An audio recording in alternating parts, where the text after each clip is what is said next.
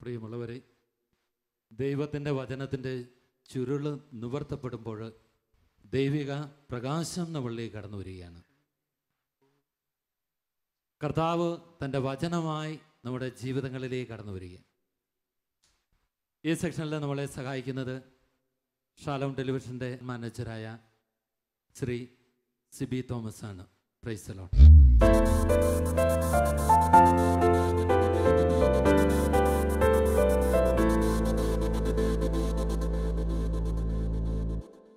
പ്രിയമുള്ളവരെ, നമ്മൾ നൈറ്റ് വിജിലിൽ പങ്കെടുത്തുകൊണ്ടിരിക്കുകയാണ്. നമുക്കറിയാം, ലോകം മുഴുവൻ അനുഗ്രഹിക്കുന്ന, ജനലക്ഷങ്ങൾ അനുഗ്രഹിക്കപ്പെടുന്ന, ലോകരാജ്യങ്ങൾ ഉണരുന്ന ഒരു രാത്രിയാണ് നൈറ്റ് വിജിൽ.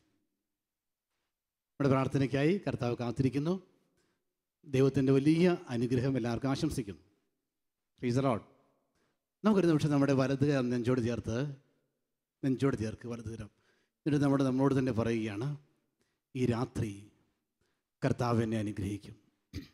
ഈ രാത്രി കർത്താവിൻ്റെ പ്രാർത്ഥന കേൾക്കും. ഈ രാത്രി കർത്താവിൻ്റെ കണ്ണുനീർ തുടയ്ക്കും. വിശ്വസിക്കാം. Hallelujah, hallelujah, hallelujah. അടുത്തിരിക്കുന്ന മുദ്രയെടുത്ത് ക്ഷയിക്കാൻ കൊടുത്തിട്ട് പറ, ഈ രാത്രിയിൽ നിന്റെ പ്രാർത്ഥന കർത്താവ് കേൾക്കും.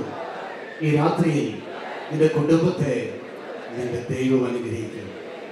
Hallelujah, hallelujah. വിശ്വസിക്കാം. നമ്മുടെയൊക്കെ ജീവിതങ്ങളിൽ ചില നിസ്സഹായ അവസ്ഥകൾ കടന്നു വരാറുണ്ട്. നിസ്സഹായ അവസ്ഥയിൽ കിടക്കുമ്പോൾ ഉള്ളൊരു വിളിയുണ്ട്. ആ വിളിയുടെ പേരാണ് നിലവിളി. ഉദാഹരണത്തിന്, വെള്ളത്തിൽ വീണു, നീന്തലറിയത്തില്ല, സ്വന്തം രക്ഷപ്പെടാൻ പറ്റില്ല. എന്തു ചെയ്യും? നിലവിളിക്കും. ഒരു ആക്സിഡൻ്റ് ഉണ്ടായി, സ്വന്തം രക്ഷപ്പെടാൻ പറ്റില്ല, നിലവിളിക്കും. സ്വന്തം രക്ഷപ്പെടാൻ പറ്റുമെങ്കിൽ അവിടെ നിലവിളിയുടെ ആവശ്യമില്ല, നീന്തി രക്ഷപ്പെടാം. രക്ഷപ്പെടാൻ പറ്റാത്തപ്പോൾ, സ്വന്തം രക്ഷപ്പെടാൻ പറ്റാത്തപ്പോൾ ഉള്ള വിളിയാണ് നിലവിളി. മറ്റൊരു നിലവിളിയുണ്ട്. ഈ നിലവിളി, ഞാൻ ആദ്യം പറഞ്ഞ നിലവിളിയുടെ സമയങ്ങളിൽ നിലവിളി കേൾക്കുന്ന വ്യക്തികൾ വന്ന് നമ്മെ സഹായിക്കും. ഒരുത്തൻ പുഴയിൽ വീണതല്ലേ, മുങ്ങി ചത്തോട്ടെ എന്ന് വിചാരിക്കുകയില്ല. നിവൃത്തി ഉണ്ടെങ്കിൽ ഒന്ന് സഹായിക്കും. ഒരു ആക്സിഡൻറ്റ് പറ്റിയാൽ നിലവിളി കേട്ടാൽ കേൾക്കുന്ന വ്യക്തികൾ നിവൃത്തി ഉണ്ടെങ്കിൽ ഒന്ന് സഹായിക്കും. മറ്റൊരു നിലവിളിയുണ്ട്. നമുക്ക് ഒന്നും ചെയ്യാൻ പറ്റില്ല. നമ്മുടെ പ്രിയപ്പെട്ടവർക്കോ വീട്ടുകാർക്കോ കൂട്ടുകാർക്കോ സഹോദരങ്ങൾക്കോ ആർക്കും ഒന്നും ചെയ്യാൻ പറ്റില്ല. മനുഷ്യ വ്യക്തിക്ക് ഒന്നും ചെയ്യാൻ പറ്റില്ല. ആ സാഹചര്യത്തിലും ഒരു നിലവിളിയുണ്ട്. ആ നിലവിളി ആരോടായിരിക്കും? ആ നിലവിളി ദൈവത്തോടാണ്. ആ നിലവിളി ദൈവത്തോടാണ്. കർത്താവിന് ഏറെ പ്രീതികരമായ ഒരു വിളിയാണ് ആ നിലവിളി. Price the Lord. Hallelujah, hallelujah എന്ന് പറഞ്ഞു കഴിഞ്ഞാൽ, ആ നിലവിളി എന്ന് പറഞ്ഞാൽ, മറ്റാരിലും സഹായമില്ല, എന്നെ സഹായിക്കാൻ മറ്റാരുമില്ല, എന്നെ രക്ഷിക്കാൻ മറ്റാരുമില്ല, എന്നെ താങ്ങാൻ മറ്റാരുമില്ല. ഒരു മനുഷ്യ വ്യക്തിക്കും എന്നെ താങ്ങാൻ, എന്നെ സപ്പോർട്ട് ചെയ്യാൻ, എന്നെ സഹായിക്കാൻ സാധ്യമല്ല എന്ന അവസ്ഥയിലുള്ള വിളിയാണ് നിലവിളി. ആ നിലവിളിക്ക് മുമ്പിൽ ജീവിക്കുന്ന ദൈവം ഇറങ്ങി വന്ന് നമ്മെ അനുഗ്രഹിക്കും. മത്തായിയുടെ സുവിശേഷം 15-ാം അധ്യായത്തിലും മർക്കോസിൻ്റെ സുവിശേഷം 7-ാം അധ്യായത്തിലും ഇപ്രകാരം നിലവിളി കാണുകയാണ്. ഒരിക്കൽ യേശു ടയറിൻ ദേശത്ത് ഒരു ഭവനത്തിൽ പ്രവേശിച്ച് ക്ഷീണിതനായ കർത്താവ് ആരും അറിയാതെ അവിടെ കഴിയാൻ ആഗ്രഹിക്കുകയാണ്. അപ്പോൾ നിലവിളിച്ചുകൊണ്ട് മുറവിളിയോടെ ഒരു സ്ത്രീ അങ്ങോട്ട് കടന്നു വരിക. അവൾ വിളിച്ചു പറഞ്ഞ്, കർത്താവേ, എൻ്റെ മകളിൽ നിന്ന് പിശാചിനെ നീ ബഹിഷ്കരിക്കണമേ. അതൊരു നിസ്സഹായമായ വിളിയാണ്. എന്ന് പറഞ്ഞാൽ പിശാചിനെ ബഹിഷ്കരിക്കാനാണ്. തിന്മയെ ബഹിഷ്കരിക്കാൻ നന്മയ്ക്ക് പറ്റും. അന്ധകാരത്തെ ബഹിഷ്കരിക്കാൻ പ്രകാശത്തിന് പറ്റും. പിശാചിനെ ബഹിഷ്കരിക്കാൻ ആർക്ക് പറ്റും? ദൈവത്തിന് പറ്റും. പിശാചിനെ ബഹിഷ്കരിക്കാൻ പറ്റുന്നത് ദൈവത്തിന് മാത്രമാണ്, ദൈവത്തിന്, യേശുവിന്.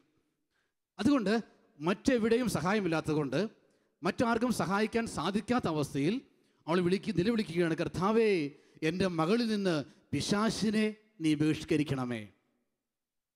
അവളെക്കുറിച്ച് മർക്കോസിന്റെ സുവിശേഷം 7-ാം അധ്യായത്തിൽ ഇങ്ങനെ പറയുകയാണ്, അവളൊരു സീറോ ഫിനീഷ്യൻ വംശത്തിൽപ്പെട്ട ഗ്രീക്കുകാരിയാണ്.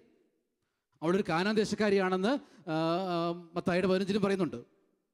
ഈ പ്രാർത്ഥന കേട്ടപ്പോൾ യേശു അവളോട് ഇപ്രകാരം പറഞ്ഞു, ഇസ്രായേൽ ഭവനത്തിലെ നഷ്ടപ്പെട്ട ആടുകളുടെ അടുത്തേക്ക് മാത്രമാണ് എന്നെ അയക്കപ്പെട്ടിരിക്കുന്നത്.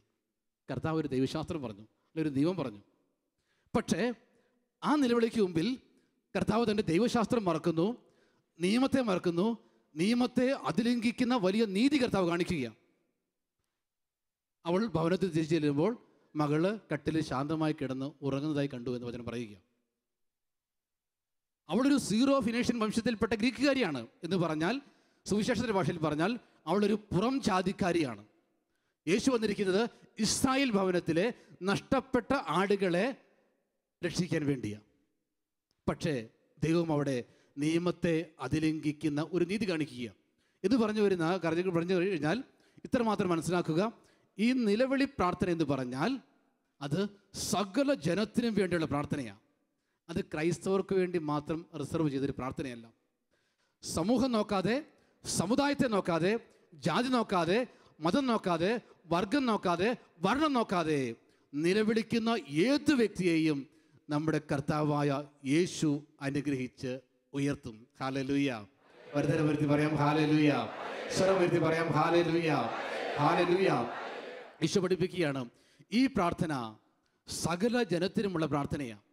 അവിടെ ഈ രാത്രിയിൽ ശാലോൻ്റെ ഇവിടെ മുമ്പിലിരുന്ന് വചനം കേൾക്കുന്ന പ്രിയപ്പെട്ടവരെ, ഏത് സമുദായത്തിൽപ്പെട്ട വ്യക്തിയാണെങ്കിലും, ഏത് സമൂഹത്തിൽപ്പെട്ട വ്യക്തിയാണെങ്കിലും ഈ രാത്രി നീ ദൈവമായ കർത്താവിന് മുമ്പിൽ നിലവിളിയോടെ പ്രാർത്ഥിക്കണം.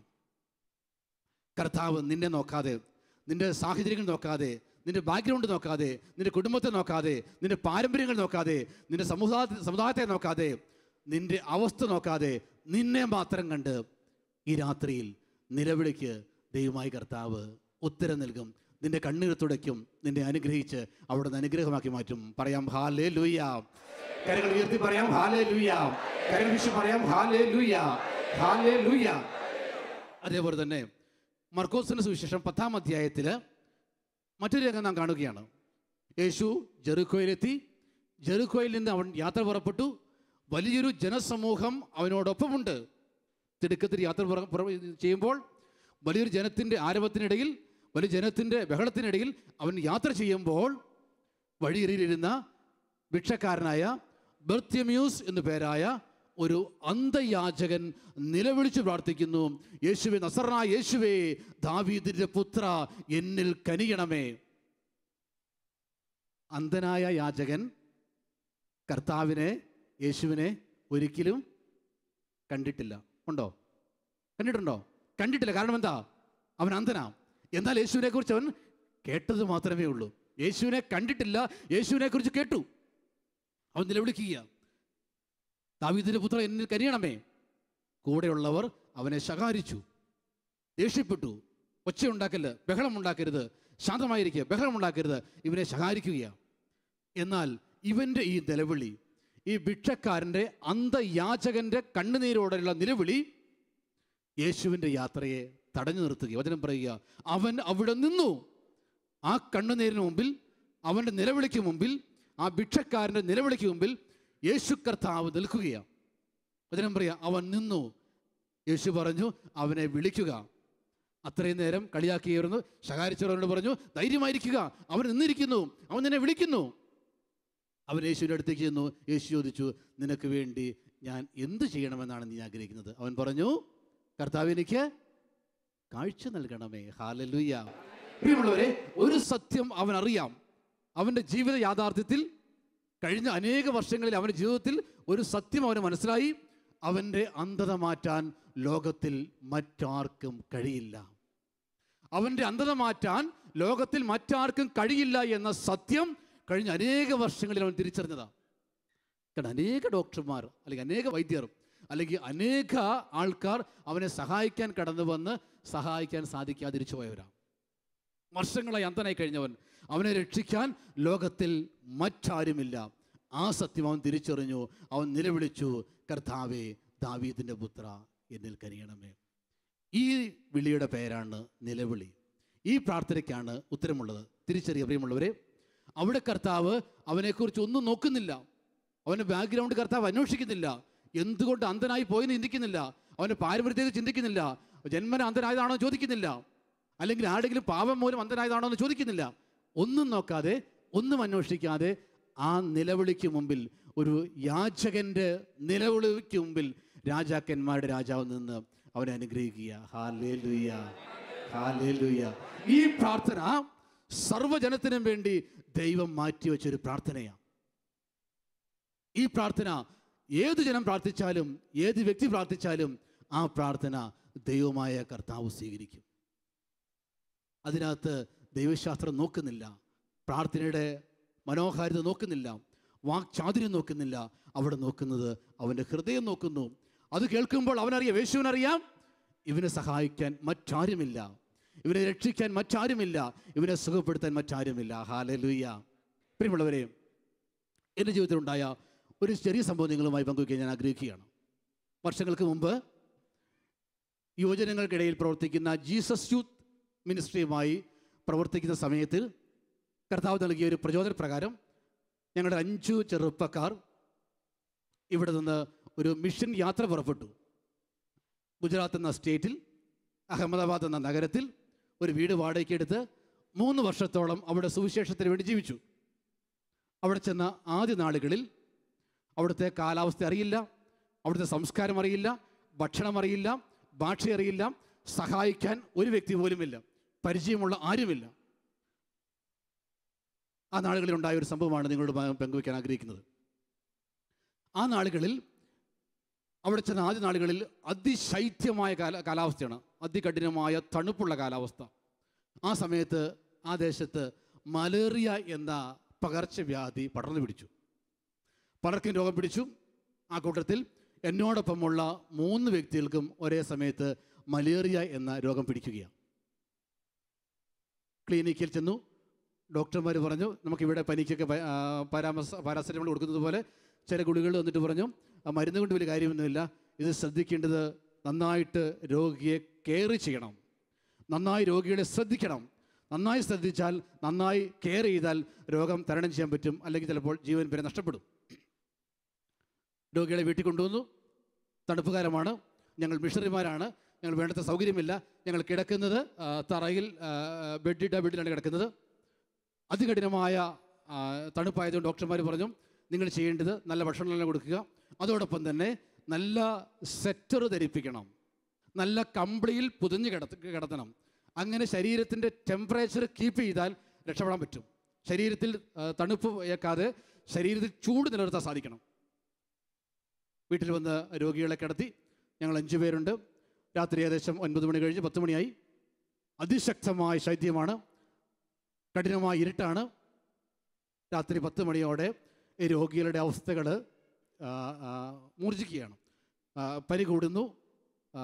തണുപ്പ് കാലത്ത് മലേറിയ പിടിച്ചാൽ അതിശക്തമായ ഷിവറിംഗ് ആണ്. ഈ രോഗികളായ 3 വ്യക്തികളും അവിടെ കിടന്ന് വിറയ്ക്കാൻ ആരംഭിച്ചു.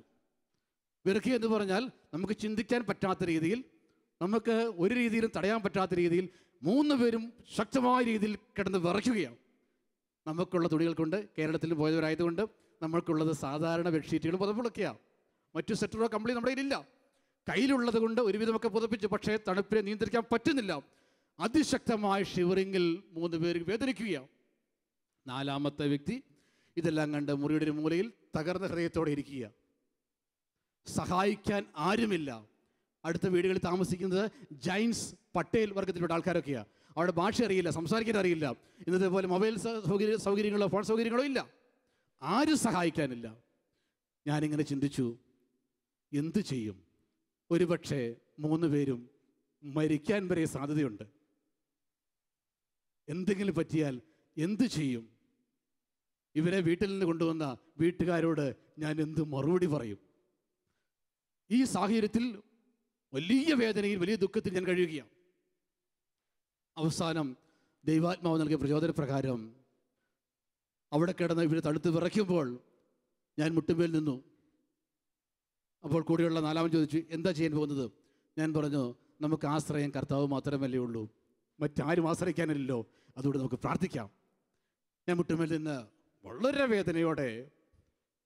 വേദനയോടെ ക്രൂഷ്യൽ കണ്ടീഷനാണ്, സഹായിക്കാൻ ആരുമില്ല, മറ്റൊന്നുമില്ല, വളരെ വേദനയോടെ മുട്ടുമേൽ നിന്ന് പ്രാർത്ഥിച്ചു, കർത്താവേ, അങ്ങേക്ക് വേണ്ടി ജീവിക്കാൻ, അങ്ങയുടെ സുവിശേഷം പ്രസംഗിക്കാൻ ഞങ്ങൾ 5 വ്യക്തികൾ വിദൂരങ്ങളിൽ വന്ന് ഇവിടെ താമസിക്കുക. ഇവിടുത്തെ കാലാവസ്ഥയോ കാര്യങ്ങളൊന്നും അറിയില്ല, സഹായിക്കാൻ ആരുമില്ലല്ലോ. 3 വ്യക്തികൾ ഒരേ സമയത്ത് മലേറിയ പിടിച്ച് തണുത്ത് വിറച്ച് കിടക്കുന്നു. അവർ ജീവിക്കുമോ മരിക്കുമോ എന്നറിയില്ല. കർത്താവേ, ഇവരെ പുതപ്പിക്കാൻ ഒരു കമ്പിളിയോ ഇവരെ ധരിപ്പിക്കാൻ ഒരു സെറ്ററോ ഞങ്ങളുടെ കയ്യിലില്ലല്ലോ. കർത്താവ്, ഇവരെ പുതപ്പിക്കാൻ ഒരു കമ്പിളിയോ ഇവരെ ധരിപ്പിക്കാൻ ഒരു സെറ്ററോ കയ്യിലില്ലല്ലോ. വേദനയോടെ പ്രാർത്ഥിച്ച് അവിടെ കിടന്ന ഒരു സ്റ്റൂളിൽ ഞാൻ കയറിയിരുന്നു. രാത്രി 10 മണി കഴിഞ്ഞു. പ്രാർത്ഥന കഴിഞ്ഞ് ഏകദേശം 10 മിനിറ്റ് സമയമായപ്പോൾ ഡോറിൽ മുട്ടുന്ന ശബ്ദം കേട്ടു. ഡോർ തുറന്നു നോക്കിയപ്പോൾ ഞാൻ കാണുന്നത് അതിശക്തമായ കൂരിരട്ടിൽ വലിയ ശൈത്യമുള്ള രാത്രിയിൽ 2 വ്യക്തികൾ ആ റൂമിന് പുറത്ത് നിൽക്കുന്നു. ഡോർ തുറന്നപ്പോൾ അവർ ഉള്ളിലേക്ക് കയറി വന്നു. അതൊരു അപ്പനും മകളുമായിരുന്നു. ആ മകൾ പെൺകുട്ടി ഞങ്ങൾ ആ ദിവസങ്ങളിൽ അവിടെ ഒരു പ്രാർത്ഥനാ ഗ്രൂപ്പിൽ പങ്കെടുക്കാൻ വന്നൊരു പെൺകുട്ടിയാണ്. ഞങ്ങളുമായി പരിചയപ്പെട്ട പെൺകുട്ടിയാണ്. അപ്പൻ മുമ്പോട്ട് കയറി വന്ന് എൻ്റെ കയ്യെ പിടിച്ച് ക്ഷയിക്കാൻ തന്നുകൊണ്ട് അദ്ദേഹം പറഞ്ഞു, ഐ ആം ക്യാപ്റ്റൻ ജോൺ. ഞാനൊരു ക്യാപ്റ്റനാണ്, അദ്ദേഹം ഒരു റിട്ടയേർഡ് മിലിറ്ററി ക്യാപ്റ്റനാണ്. അദ്ദേഹം അവരുടെ കയ്യിൽ 2 പേരുടെ കയ്യിലും ഓരോ വലിയ പോളിത്തീൻ കവറുണ്ട്. ഈ കവറുകൾ എൻ്റെ കയ്യിലേക്ക് വന്നതിന് ശേഷം അദ്ദേഹം പറഞ്ഞു, ഞാൻ പട്ടാളത്തിലായിരുന്നപ്പോൾ കാശ്മീരിലൊക്കെ ജോലി ചെയ്യുന്ന സമയത്ത് ശൈത്യകാലത്ത് പട്ടാളക്കാരായ ഞങ്ങൾ ധരിച്ചുകൊണ്ടിരുന്ന സെറ്ററും ഞങ്ങൾ പൊതിച്ചുകൊണ്ടിരുന്ന കമ്പിളിയുമാണിത്. ഇത് നിങ്ങൾക്ക് ആവശ്യമാണെന്ന് തോന്നി ഞങ്ങൾ കൊണ്ടു തന്നതാണ്. Praise the Lord. Hallelujah, hallelujah. കരങ്ങളടിച്ച് കർത്താവിനെ മഹത്വപ്പെടുത്താം. കരങ്ങളടിച്ച്. നമ്മുടെ കർത്താവ് പ്രാർത്ഥന കേൾക്കുന്ന കർത്താവാണ്. ഞാൻ പ്രാർത്ഥിച്ച ആ വീട്ടിൽ നിന്ന്, അവരുടെ വീട്ടിൽ നിന്ന് ഞാൻ പ്രാർത്ഥിച്ച ഭവനത്തിലേക്ക് സ്കൂട്ടറിൽ യാത്ര ചെയ്യാൻ വരേണ്ട സമയമാണ്. 10 മിനിറ്റ്. കണ്ണുനീർ കാണുന്ന ഒരു കർത്താവ്, കണ്ണുനീരിന് മുമ്പിൽ ഇറങ്ങി വരുന്ന ഒരു ദൈവം, നിലവിളി കേൾക്കുന്ന ഒരു കർത്താവ്. പ്രിയമുള്ളവരെ, തിരിച്ചറിയുക, അതാണ് നമ്മുടെ ദൈവം, അതാണ് നമ്മുടെ കർത്താവ്. ആ കർത്താവ് നിലവിളിക്കുന്ന വ്യക്തിയുടെ നിലവിളി അവഗണിക്കുകയില്ല. അവൻ്റെ കണ്ണുനീർ കർത്താവ് അവഗണിക്കുകയില്ല. ഏത് വ്യക്തിയാണെങ്കിലും, ഏത് സമുദായത്തിൽപ്പെട്ട വ്യക്തിയാണെങ്കിലും കണ്ണുനീർ തുടച്ച് അനുഗ്രഹിച്ച് അനുഗ്രഹമാക്കി മാറ്റും. പലതരം വരുത്തി. Hallelujah, hallelujah, hallelujah. ലൂക്കായുടെ സുവിശേഷം 18-ാം അധ്യായത്തിൽ ഈശോ പറയുകയാണ്, നിങ്ങൾ മടുപ്പ് കൂടാതെ പ്രാർത്ഥിക്കണം, ഭഗ്നാശരാകാതെ പ്രാർത്ഥിക്കണം. അത് പറയാൻ വേണ്ടി ഈശോ പറഞ്ഞു, ഒരു പട്ടണത്തിൽ ഒരു നീതിരഹിതനായ ഒരു ന്യായാധിപൻ ഉണ്ടായിരുന്നു. അവിടെ ഒരു വിധവയും ഉണ്ടായിരുന്നു. വിധവ വന്ന് പറഞ്ഞു, എനിക്കെതിരെ, എൻ്റെ ശത്രുവിനെതിരെ എനിക്ക് നീ നീതി നടത്തരണമേ. അനേകം പ്രാവശ്യം പറഞ്ഞു. പക്ഷേ ഈ നീതിരഹിതനായ ന്യായാധിപൻ നീതി നടത്തി കൊടുത്തില്ല. അതിനുശേഷം അദ്ദേഹം ഇങ്ങനെ ചിന്തിച്ചു, ഞാൻ ദൈവത്തെ ഭയപ്പെടുന്നില്ല, മനുഷ്യരെ മാനിക്കുന്നില്ല, പക്ഷേ ഈ സ്ത്രീ കൂടെ വന്ന് എന്നെ ശല്യപ്പെടുത്തുന്നത് കൊണ്ട് ഞാൻ ഇവൾക്ക് നീതി നടത്തി കൊടുക്കും. അങ്ങനെയെങ്കിൽ അദ്ദേഹം പറയുക, അങ്ങനെയെങ്കിൽ തൻ്റെ തിരഞ്ഞെടുക്കപ്പെട്ടവർക്ക് നീതികൾ നൽകുന്നതിൽ ദൈവം കാലവിളംബം വരുത്തുമോ? അർത്ഥം എന്താ? നമ്മളെപ്പോഴും കർത്താവിന് മുമ്പിൽ പ്രാർത്ഥിക്കേണ്ടത് ഭഗ്നാശരാകാതെ കണ്ണുനീരോടെ ആവശ്യങ്ങൾ പറഞ്ഞ് പ്രാർത്ഥിക്കണമെന്ന് കർത്താവ് ആഗ്രഹിക്കുക. നമ്മളിങ്ങനെ പ്രാർത്ഥിക്കുമ്പോൾ കർത്താവ് പ്രാർത്ഥന കേൾക്കുന്നത്, അവിടെ ദൈവം, അവിടെ ന്യായാധിപൻ പ്രാർത്ഥന കേട്ടത് ശല്യം സഹിക്കാൻ വയ്യായിട്ടാണ്. എന്നാൽ നമ്മുടെ ദൈവമായ കർത്താവ് നമ്മുടെ പ്രാർത്ഥന കേൾക്കുന്നത് ശല്യം സഹിക്കാൻ വയ്യായിട്ടല്ല. പിന്നെ എന്താ അവിടുന്ന് കേൾക്കുന്നത്? എൻ്റെ തിരഞ്ഞെടുക്കപ്പെട്ടവൻ പ്രാർത്ഥിക്കുന്നു. അങ്ങനെയെങ്കിൽ തൻ്റെ തിരഞ്ഞെടുക്കപ്പെട്ടവർക്ക് നീതി നടത്തി കൊടുക്കുന്നതിൽ ദൈവം കാലവിളംബം വരുത്തുമോ? പ്രാർത്ഥിക്കുമ്പോൾ തിരിച്ചറിയ പ്രിയമുള്ളവരെ, ദൈവം നമ്മെ ഒരു ശല്യക്കാരനായി കാണുകയില്ല. ദൈവം കാണുന്നത്, ഞാൻ കരയുമ്പോൾ നിലവിളിക്കുമ്പോൾ പ്രാർത്ഥിക്കുമ്പോൾ ദൈവം കാണുന്നത് എൻ്റെ തിരഞ്ഞെടുക്കപ്പെട്ടവൻ പ്രാർത്ഥിക്കുന്നു. വലുതേരം വരുത്തി പറയാം, ഹല്ലേലൂയ, യേശുവേ ആരാധന, ഹല്ലേലൂയ, ഹല്ലേലൂയ. നിലവിളിച്ച് പ്രാർത്ഥിക്കുന്ന ഒരു വ്യക്തിയെ കർത്താവ് എങ്ങനെ കാണുന്നു? അല്ലെങ്കിൽ നിലവിളി എങ്ങനെ കാണുന്നു? വചനത്തിൽ ഇങ്ങനെ പറയുന്നുണ്ട്, ചോദിക്കുക നിങ്ങൾക്ക് ലഭിക്കും, അന്വേഷിക്കുക നിങ്ങൾ കണ്ടെത്തും, മുട്ടുക നിങ്ങൾക്ക് തുറന്ന് കിട്ടും. നിങ്ങളിൽ ഏതൊരു പിതാവാണ് മകൻ മീൻ ചോദിച്ചാൽ പകരം പാമ്പിനെ കൊടുക്കുക, മുട്ട ചോദിച്ചാൽ പകരം തേളിനെ കൊടുക്കുക? ദുഷ്ടരായ നിങ്ങൾക്ക് മക്കൾക്ക് നല്ല ദാനങ്ങൾ നൽകാൻ അറിയാമെങ്കിൽ എൻ്റെ സ്വർഗസ്ഥനായ പിതാവ് തന്നോട് ചോദിക്കുന്നവർക്ക് എത്രയോ അധികമായി നന്മകൾ ചെയ്യും. അതിനെ പറയുകയാണ്, നിങ്ങളിൽ ഏതൊരു പിതാവാണ് മകൻ മീൻ ചോദിച്ചാൽ പാമ്പിനെ കൊടുക്കുകയില്ല, മുട്ട ചോദിച്ചാൽ തേളിനെ കൊടുക്കുകയില്ല. ദുഷ്ടരായ നിങ്ങൾ പോലും മക്കൾക്ക് നല്ലത് നൽകുന്നെങ്കിൽ ചിന്തിച്ച് നോക്കുക, ഏത് മക്കളാണ് വിശന്ന് മുട്ടയ്ക്ക് വേണ്ടിയും പാലിന് വേണ്ടിയും കരയുന്നത്? നമ്മൾ കരയോ? മുട്ടയ്ക്ക് വേണ്ടിയും പാലിന് വേണ്ടിയും അമ്മയുടെ മുമ്പിൽ കരയുന്ന, അപ്പൻ്റെ മുമ്പിൽ കരയുന്ന കുഞ്ഞെന്ന് പറഞ്ഞാൽ 1, 2, 3 വയസ്സുള്ള കൊച്ചു കുഞ്ഞുങ്ങളാണ് വിശന്നിട്ട് അപ്പൻ്റെ മുമ്പിൽ കരയുന്നത്. ഈശോ പറയുകയാണ്, നിങ്ങൾ ഇങ്ങനെ കരഞ്ഞ് പ്രാർത്ഥിക്കുമ്പോൾ നിങ്ങളെ ഞാൻ കാണുന്നത് എങ്ങനെയാണ് കാണുന്നത്? സ്വർഗസ്ഥനായ നിങ്ങളുടെ പിതാവ് കാണുകയാ. അനുഗ്രഹത്തിന് വേണ്ടി കാത്തിരിക്കുന്ന എൻ്റെ കൊച്ചു കുഞ്ഞ്, എൻ്റെ കൊച്ചു പൈതൽ, 3, 4, 2, 3 വയസ്സുള്ള ഒരു പിഞ്ചു കുഞ്ഞിൻ്റെ നിലവിളി പോലെ 60 വയസ്സുള്ള 70 വയസ്സുള്ള 80 വയസ്സുള്ള നിന്റെ കണ്ണുനീരിനെ ജീവിക്കുന്ന ദൈവം കാണുക. ഹല്ലേലൂയ. ഒരു കൊച്ചു കരയുമ്പോൾ, വിശന്ന് കരയുമ്പോൾ അമ്മ അവനെ ചേർത്ത് പിടിക്കുന്നത് പോലെ, അവൻ്റെ വിശപ്പടക്കുന്നത് പോലെ, പ്രിയമുള്ളവരെ, നീ കരയുമ്പോൾ, നീ നിലവിളിക്കുമ്പോൾ, നീ പ്രാർത്ഥിക്കുമ്പോൾ ദൈവം കാണുന്നത് ഒരു കൊച്ചു കുഞ്ഞിൻ്റെ നിലവിളിയായിട്ടാണ്. അതിനാൽ ഈ രാത്രിയിൽ ഒരു കൊച്ചു കുഞ്ഞിൻ്റെ നിലവിളിയോടെ, ഒരു കൊച്ചു കുഞ്ഞിൻ്റെ മനോഭാവത്തോടെ നീ പ്രാർത്ഥിക്കണം. ദൈവം നിന്നെ അനുഗ്രഹിക്കും. നമുക്കൊരു നിമിഷം പ്രാർത്ഥിക്കാൻ വേണ്ടി എഴുന്നേറ്റ് നിൽക്കുക. ഒന്ന് കണ്ണുകൾ അടയ്ക്കാം. ഈ രാത്രിയിൽ പ്രാർത്ഥിക്കേണ്ടത് ഇതാണ്. നിലവിളിച്ച് പ്രാർത്ഥിക്കുക എന്ന് പറഞ്ഞാൽ മറ്റെവിടെ നിന്നും സഹായം ലഭിക്കുന്നില്ല, മറ്റാർക്കും എന്നെ സഹായിക്കാൻ സാധ്യമല്ല. ബർത്തിമേസിനറിയാം, എൻ്റെ ജീവിതത്തിൽ എന്നെ സഹായിക്കാൻ മറ്റാരുമില്ല.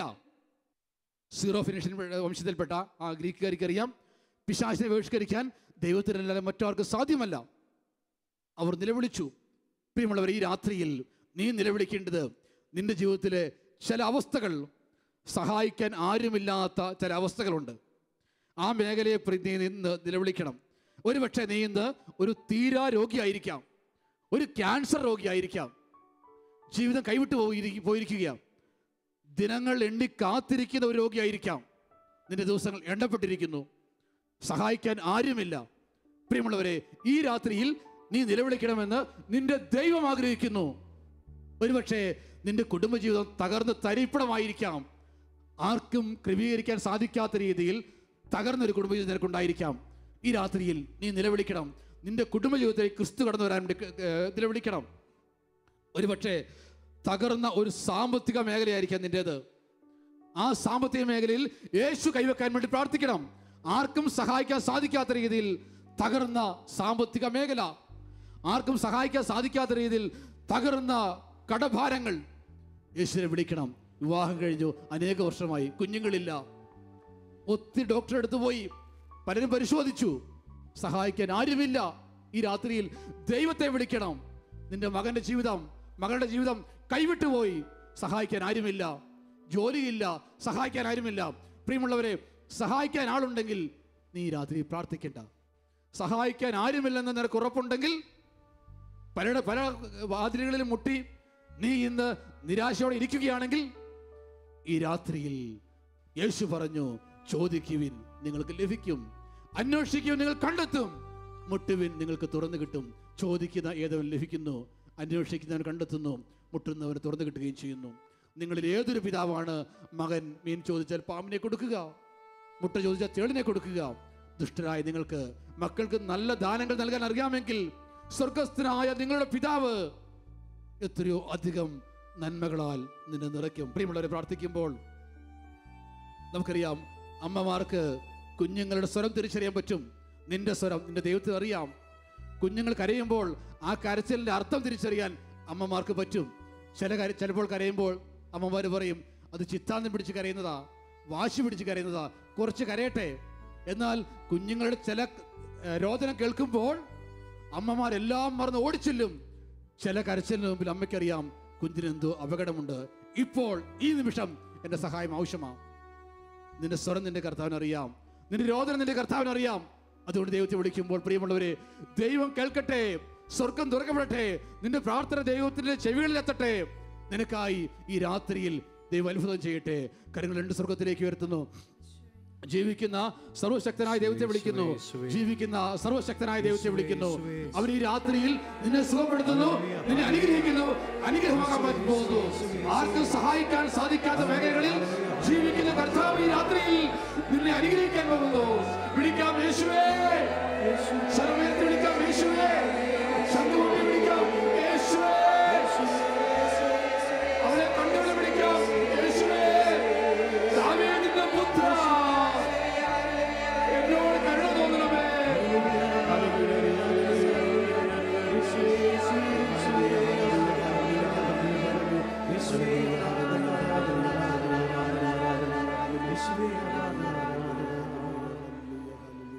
കരുതുന്നവൻ കരങ്ങൾ നെഞ്ചോട് ചേർത്ത് ഞാനല്ലയോ, കലങ്ങുന്നതെന്തിനു നീ പറയുകയാ. കണ്ണുനീരിൻ്റെ താഴ്വരയിൽ കൈവിടുകയില്ല ഞാൻ നിന്നെ. ഒരുമിച്ച് പാടാം. കരുതുന്നവൻ ഞാനല്ലയോ, കലങ്ങുന്നതെന്തിനു നീ. കണ്ണുനീരിന്റെ താഴ്വരയിൽ കൈവിടുകയില്ല ഞാൻ നിന്നെ. കണ്ണുനീരിന്റെ താഴ്വരയിൽ കൈവിടുകയില്ല ഞാൻ നിന്നെ. കരങ്ങൾ കൂപ്പി പ്രാർത്ഥിക്കാം. പരിശുദ്ധ ദൈവമാതാവേ, ഞങ്ങളുടെ പ്രിയപ്പെട്ട അമ്മേ, ഞങ്ങളുടെ ജീവിതങ്ങൾ അനുഗ്രഹിക്കപ്പെടാൻ, ഈ രാത്രി സൗഖ്യം ലഭിക്കാൻ, അത്ഭുതങ്ങൾ സംഭവിക്കാൻ, മറ്റാർക്കും സഹായിക്കാൻ സാധിക്കാത്ത ഞങ്ങളുടെ അവസ്ഥയിലേക്ക് ക്രിസ്തു ഈ രാത്രി കടന്നു വരാൻ വേണ്ടി അമ്മ പ്രാർത്ഥിക്കണമേ. നന്മ നിറഞ്ഞ മറിയമേ സുസ്തി, കർത്താവ് അങ്ങയുടെ കൂടെ സ്ത്രീകളിൽ അങ്ങ് അനുഗ്രഹിക്കപ്പെട്ടവളാകുന്നു. അങ്ങയുടെ ദരത്തിന്റെ ഫലമായി ഈശോ അനുഗ്രഹിക്കപ്പെട്ടവനാവുന്നു.